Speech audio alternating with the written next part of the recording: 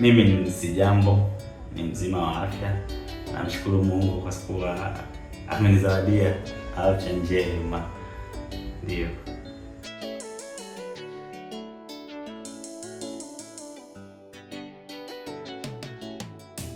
Okay. Kwa kifupi naitwa Esau Ahazi Esau. Alimaarufu Laurent au Lola, wengi wananitambua kwa jina hilo, na ni mwimbaji wa nyimbo za Injili na namtumikia Mungu kwa njia ya uimbaji.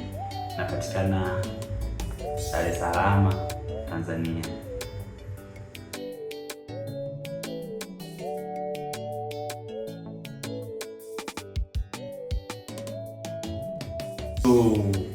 Uimbaji wangu naweza nikasema nimeuanza kitambo sana hizi, japokuwa tumeanza kwenye kwaya tofauti hata leo tumefika mahali hapa, lakini kijumla nimeanza masuala ya uimbaji 2005 kwenye kwaya ya watoto Sunday school. Hivyo.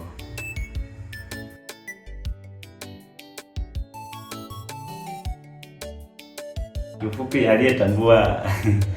aliyejua kwamba mimi na kipaji ni mimi mwenyewe. Aliyejua kama na kipaji ni mimi mwenyewe kwa sababu ni mimi ndio nilijipeleka. Nilikuwa nina ile shauku nikiona watoto wenzangu hapo wanaimba na mimi natamani.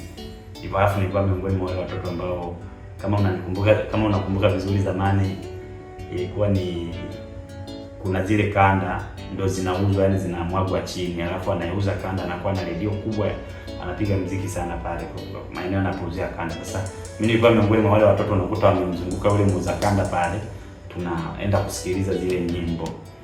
Ndio sasa unasikiliza nyimbo tofauti, yani najikuta natamani na mimi one day nifanye kitu kama hicho. Nasikiliza kina Boni Mwetege, kina Mwasasu, kina Rose Muhando.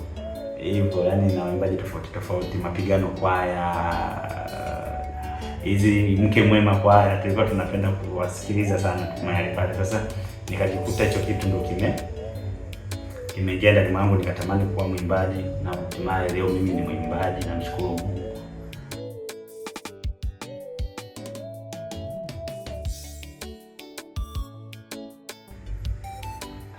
Kuhusu kuimba sasa hivi nina wimbo mmoja, naweza nikasema ndio nimeanza rasmi kama mwimbaji binafsi, kwa sababu mwanzo nilikuwa kwenye kwaya tofauti. Yaani nimeimba kwenye kwaya tofauti, lakini hata sasa bado naimba kwenye hizo kwaya, lakini nimeamua tena kuwa na huduma yangu mimi kama mimi binafsi pembeni, kwamba nimtumikie Mungu mimi kama mimi. Hivyo yani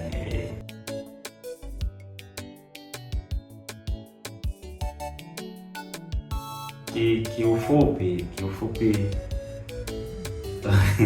Role model wangu kuhusu Role model bwana, kuna waimbaji wengi ninapenda kuwasikiliza sana, lakini mwimbaji ninayetamani one day nifanye kama anavyofanya yeye, au nifike kama hata zaidi nizidi alipofika yeye, ni Christopher Mwangira, kama mnampata Christopher Mwangira yeye. Lakini kiufupi waimbaji walionifanya na mimi nikatamani kuimba, yupo yani ambaye hata sasa hivi nikimsikiliza nasema yes, huyu alinifanya nitamani na mimi kuimba. Yupo Magnifique Nyanza lake pale, na producer pia. Wapo akina Christopher Mwangira, akina Boni Mwetege. Yani nilikuwa nikisikiliza nyimbo zao Obi, na nikisikiliza nyimbo zao natamani sana yani na mimi nifike hata walipofika au ni hata zaidi.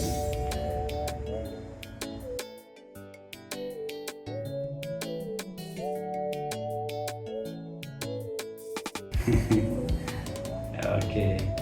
Kuhusu waimbaji wote kuwa wameokoka, naweza nikasema hapana, kwa sababu karama ya uimbaji bwana tumepewa sote. Mungu hakuangalia kwamba huyu ni ameokoka au hajaokoka. Hapana, ndio maana unaweza kukuta hata mlevi yupo anaimba nyimbo ya dini au nyimbo za Injili. Na kuna wengine katika hili wimbi la waimbaji wa Injili, kuna wengine tumejikuta tumekuwa kundi kubwa, alafu sasa kuna wengine tuna malengo tofauti tofauti.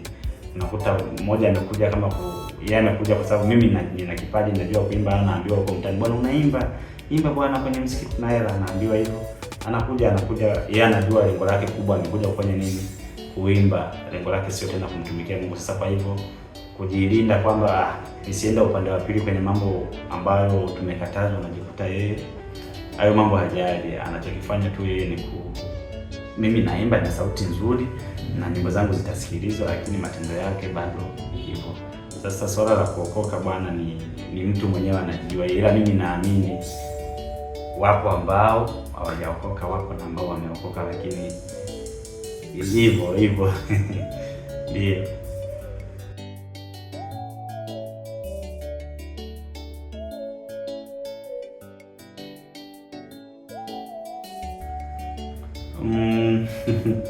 Mimi kama mimi kiufupi sana ninatamani nimtangaze Mungu.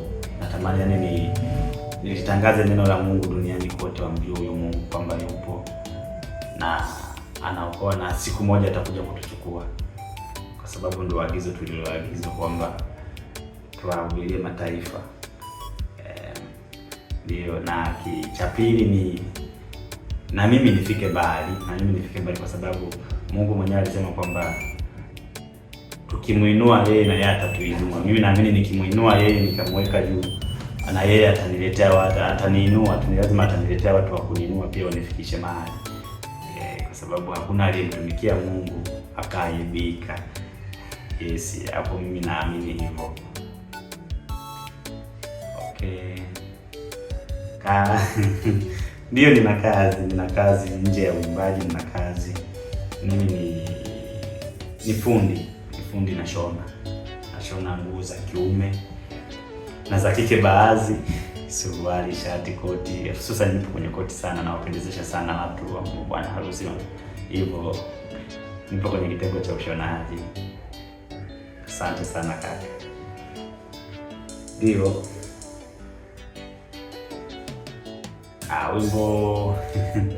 Wimbo wangu unaitwa Acha Mungu Akupiganie. Unapatikana kwenye channel ya YouTube kwa jina la Esau Ahazi. Na kukaribisha mtu wa Mungu, karibu katembelee katika channel yangu, katutie moyo. Ukifika pale sikiliza wimbo. Mimi na imani wimbo hautakuacha hivyo. Kuna mahali utakufikisha, kwa sababu nimezungumzia umwache Mungu akupiganie. Yaani katika haya maisha tunayoishi, kuna muda tunasemwa vitu, kuna muda yaani tunasingiziwa, tunaonewa, tunatamani kujitetea. Yaani tunapotamani kujitetea, Mungu naye anatuambia kwamba tumwache yeye atupiganie. Ndipo nakumbuka kuna andiko moja Mungu alisema kwamba